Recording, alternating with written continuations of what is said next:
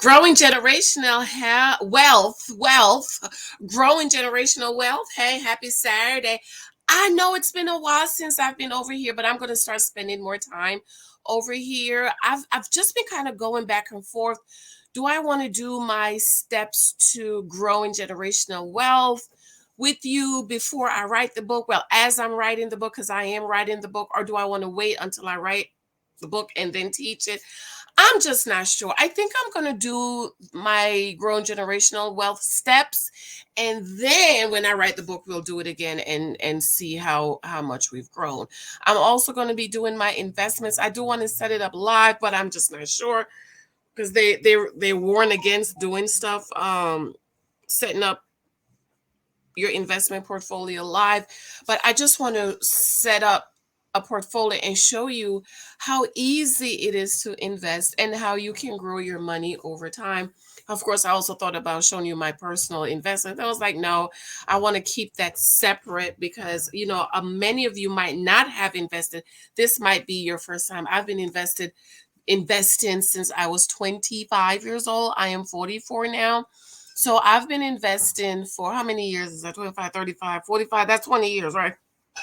I've been investing for almost 20 years. And so I got some stuff in there, girl. So I'm going to set up an investment portfolio separate from the company that my husband and I use, and just show you how it's easy it is to invest in, how you can grow your money, even starting with $100 or $1, as a matter of fact, $0, as a matter of fact. But it's all about stepping out there and doing it. So I'm going to be spending a lot of time over here. Be sure to check out my main channel, my Janice Hilton channel. My backup channel for my Janice Hilton is my allegedly Janice channel, and I guess it should also be the backup channel for growing generational growth, and of course growing generational wealth, and of course my Study the Bible channel. So what I want to talk about today is Dave Ramsey. Y'all know Dave Ramsey. I love Dave Ramsey. I'm a Dave Ramsey girl. I've been listening to Dave Ramsey for years. I don't necessarily follow Dave Ramsey steps, 7 baby steps.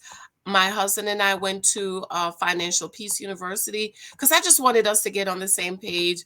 Thankfully for me, I chose a husband who was not in crazy debt. Like I think most people have a little bit of debt, especially credit cards. Um, and so that's a part of choosing your mate, to make sure that they have a good understanding on finances and that you're on the same page. I have all of Dave Ramsey books and I love Dave Ramsey. And again, I don't necessarily follow his steps, but I do some sort of that because, like I said, I've been investing since I was 25. I got married at 35, and I've been saving for years. I've always lived very financially responsible. I've had the same 2 credit cards since I was in college, right? Can you imagine? I've only had 2 credit cards my whole life. I did have a Macy's card when I got married, and then I canceled it because I wasn't really shopping at Macy's. Um, and I think I had a what's the other store? Macy's, and what's the other store? Well, then I canceled it because I wasn't using them. I wasn't, because I prefer to pay for my stuff. I don't like to use store cards and stuff. So I still have the same 2 credit cards since I was in college, okay? And I'm 44. I've never applied for another credit card. I've just had the same 2. So I absolutely did love Dave Ramsey. I don't necessarily agree with everything, but I just love him. I love the mindset. I love his discipline. I love his no nonsense type of attitude. I absolutely love him. I buy all his books to support him. I think he's doing a great thing. And I think it's just especially special because he is a born again believer and he talks about tithing and giving. So I absolutely love Dave Ramsey, right? So I don't know if you hear, be sure to subscribe and thumbs up, by the way. I don't know if you heard maybe last year, that Dave Ramsey fired a young lady because she was pregnant. And I meant to do a video on it. I don't think I did, especially on my backup channel. I didn't have a problem with it. A lot of people had a problem with it. I didn't have a problem with it. Let me show you Dave Ramsey. Okay, so here's Dave Ramsey. And that's Chris Hogan. We're going to talk about him, the black guy. Dave Ramsey is the white guy. Chris Hogan is the black guy. So I didn't have a problem with it. You know why I didn't have a problem with it? Because she signed the paper. You knew that when you got there. You knew Dave Ramsey had a no nonsense kind of management ministry, and you signed the paper. If you go over here, you're quoting fornication, and you're going to be fired. Okay, it's an ethical thing, and I don't have a problem with it. I know many other businesses that are like that. Okay, so I know some business you can't date each other, and I know a business they were dating each other sneakish. The girl got pregnant. So at the baby shower, the boss was like, "Well, he looking around for the daddy, right? Daddy." And everybody kind of knew, but they were kind of, hush, hush, hush. And then he eventually had to leave because he was going to get fired. Well, actually, they say, "What? Somebody have to leave." So I don't have a problem with him letting her go because you signed the paper. You knew when you signed the paper you could not fornicate. You could not be found to fornicate and God forbid showing up with a baby. Okay, my only thing is Dave. I wish Dave and the organization had shown her grace because she was pregnant. Because she was pregnant, could have probably let her stay until she finds a new job or let her have the baby. Okay, because we know pregnancy is very expensive. Having a baby is extremely expensive. Prenatal care is expensive, and I wish they had allowed her, just show her grace because she was pregnant, to either find a new job, which is hard to find a new job when you're pregnant because they're looking at you. Okay, you just got here, you're about to take some time off, or allowed her to stay, let her stay until she had the baby, do the maternity leave. I don't know if they have maternity leave or how their maternity leave is set up, but let her go out and have the baby and then let her go. I've also read that they offered her a settlement and she said no. So now it came out that Dave Ramsey fired Chris. And apparently I'm the one that's behind on this because I didn't know this happened. Granted, I have been super busy. I have not been in the YouTube streets as much as I used to. And so working on my books and stuff and just trying to keep up with what's going on. Then homework again. So I really didn't know this. I am just learning this about Dave firing Chris today. But this happened sometime last year, right? So what happened? And the reason why this is coming out now is because the young lady that Dave fired, she's filing a federal lawsuit. And in the lawsuit, she is requesting that Dave Ramsey turn over Chris' personal file. The reason why she is requesting this is because apparently Chris Hogan, based on the reports, has had some indiscretion. Honey, he done cheated on his wife. Okay. He done cheated on the wife. The wife divorced him. And apparently the wife reached out to Dave Ramsey organization and not necessarily Dave Ramsey the man. Like you can't call them. You reach out to HR and say, "Listen, Chris cheated on me. We're getting a divorce." Well, instead of them, Dave Ramsey organization firing Chris, they had him to go through a, Lord, I should have written it down, restoration procedure. restoration my behind. So him and the wife got a divorce. The wife is the one that reached out to Dave Ramsey organization and said, "Listen, he cheated on me, and y'all have a fire him." Also, I'm gonna, now that I know this is happening, I'm gonna keep up with it. Of course, the black people's crying racism. Listen, black people, everything's not racism. Okay, I'm gonna be following this case closely because it sound like they were in the middle of the book release. I have the book, I can't find it. It's probably in the den.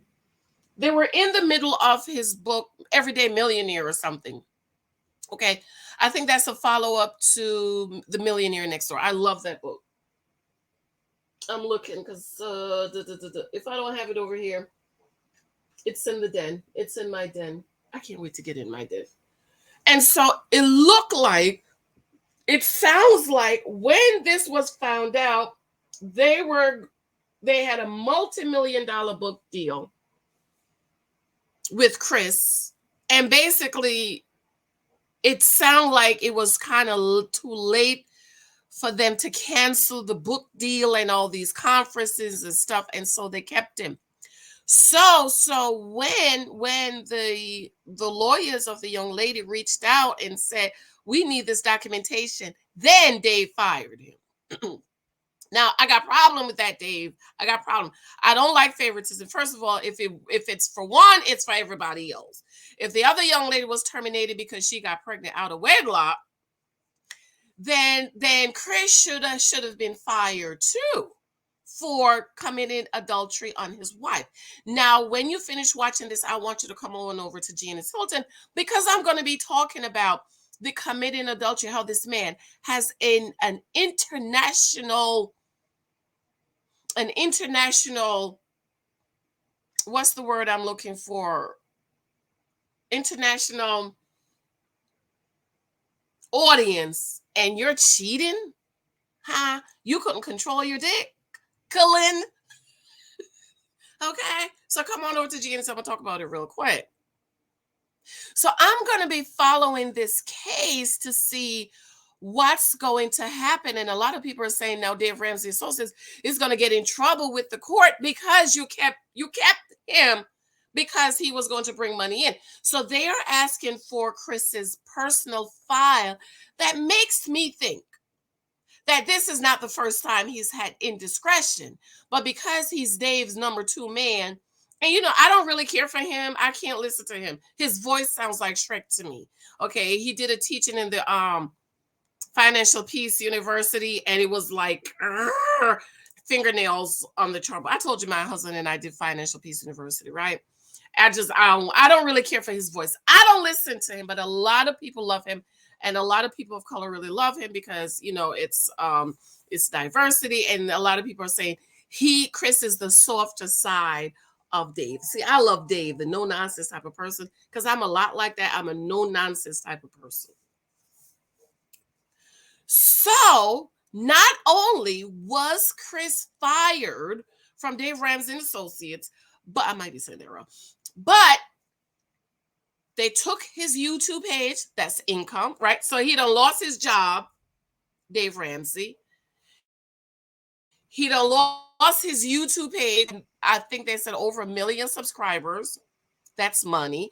They done took his Instagram, which is also money. He had over 1 million followers on Instagram. They have cleaned him off of Dave Ramsey. It's like he never existed. And this is what I want to talk about over my Gina Sultan channel is that y'all men, you better weigh the cost before you put your dingling in a hole you did. But anyways, I'm gonna run. So let me know what you guys think about this. It's just the whole you're messing up the money situation for me. You're messing it up. And let me know, do you follow Dave Ramsey? I think a lot of people are stopped following him because they think he's unrealistic. I just say chew the meat, swallow the meat, and spit out the bone. Like I don't necessarily follow everything Dave says, but I love him. I love him. If you need a plan to follow, you follow that plan. My thing that I'm doing, I deal a lot with mentality, especially for the Black community. You keeping up with the Joneses. You walk out the house, you have $1,000, but you're living in Section 8, you live in the hood, in the ghetto, your kids go to school, you're ducking bullets and stuff, but you walk out your house with $1,000, but you don't have $1,000 in your bank account. You die, the church have to fry chicken to bury you, and then your ghetto fabulous family want to pick out a $10,000 coffin, and the Negroes don't even have $1,000, much $10,000 coffin. Ask me how I know. Ask me how I know the people that we had to try the chicken to bury, the family member want to pick out a $10,000 coffin. It's about mentality. So for me, in my teaching, my steps to growing generational wealth, I will be dealing a lot with mentality. Because if you don't deal with people's mentality, it's always going to come back to haunt them.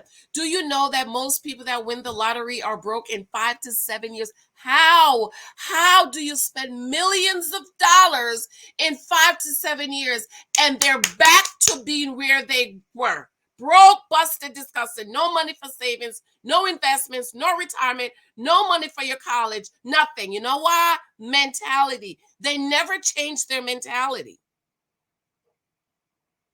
Money only maximize who you are. So if you have ghetto mentality, money will maximize that. If you have growth, wealth mentality, money will maximize that. You have keeping up with the Joneses mentality, money is going to maximize that. So with my teaching, I'm still trying to think. I think I just keep it as growing generational wealth, is dealing with a lot with mentality. Like, why do you feel the need to keep up with somebody else? How do you not think about wearing $1,000 out your house, but you live in the ghetto hood and your kids go to bad schools? How about using that money to get a better apartment in a better school district so your kids can go to school? See, that's mentality. But I love you. I have to go. Be sure to show me love on my Cool Tuesday 222 shirts. Remember now, if you're broke and busted, discussing debt, I don't want you buying nothing. Okay, don't buy nothing. And of course, my books are available on Amazon. I need reviews. If you've I can't find my mouse, y'all. If you've got any of my books, I would love for you to run on over to Amazon and leave me a glowing 5-star review. I love you. Talk to you later. Let me know what you think.